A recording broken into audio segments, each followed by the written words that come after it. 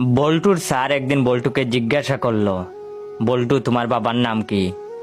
তখন বল্টু বলল, স্যার আমার বাবার নাম হলো বাটার রেড গভর্নমেন্ট।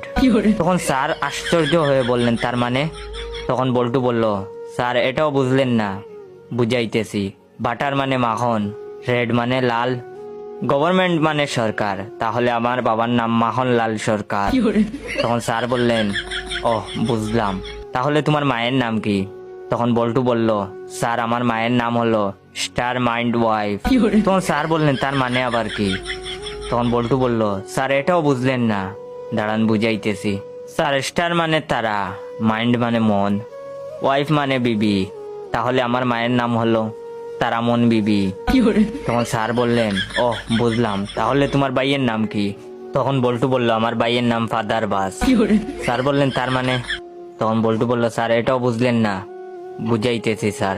ফাদার মানে হলো বাবা, আর বাস মানে বাস, তাহলে আমার ভাইয়ের নাম আব্বাস। এটা শোনার পর স্যার তো বেহুশ।